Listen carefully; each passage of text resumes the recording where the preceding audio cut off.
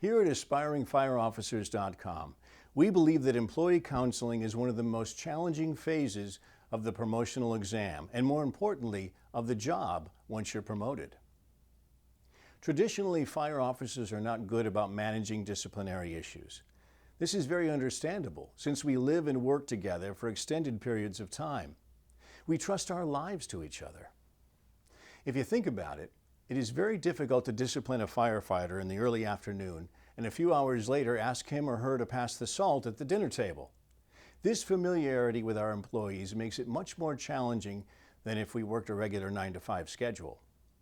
As a result, many fire officers are reluctant to intervene when necessary and follow the progressive disciplinary system. When they finally do, it's often out of frustration, and the discipline is often handled incorrectly. If you are familiar with the disciplinary process, it is likely that you've only heard the disciplined firefighter's version of what occurred. I guarantee you that it was a watered-down version of the truth.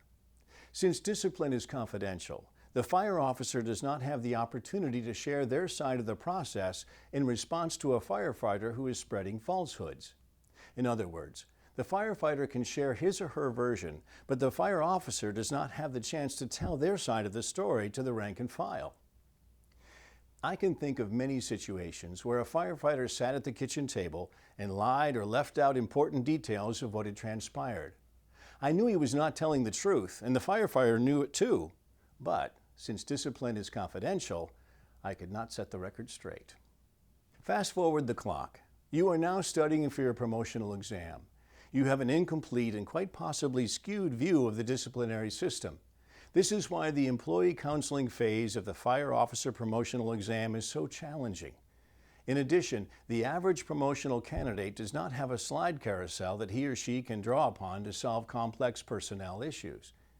We have all been on plenty of structure fires and medical aids, so we know what a good one sounds like. We do not have the same breadth of experience when it comes to managing employee counseling scenarios. The Employee Counseling section of the AspiringFireOfficers.com website will provide you with very realistic examples of numerous personnel management scenarios. We will show you how to effectively use the 8-step process to conduct a successful employee counseling session.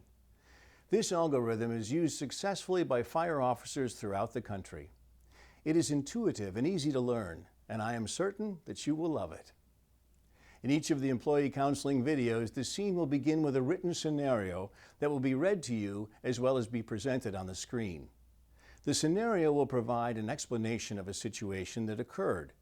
You will be able to pause the video to determine how you, as the officer, would handle the situation with the information that has been presented.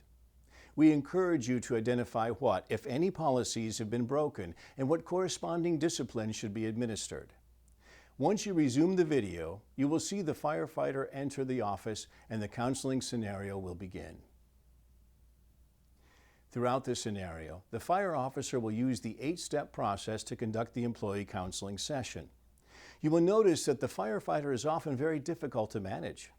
It is frequently difficult to pin him or her down to get the facts of what transpired.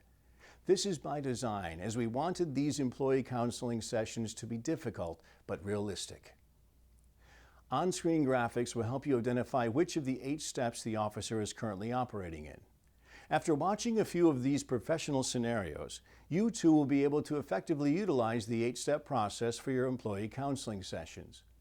In addition, you will see examples of behaviors that may occur during a counseling session and how you can respond to them. After viewing all of the scenarios, you will have a much greater insight into how to navigate these complex personnel issues.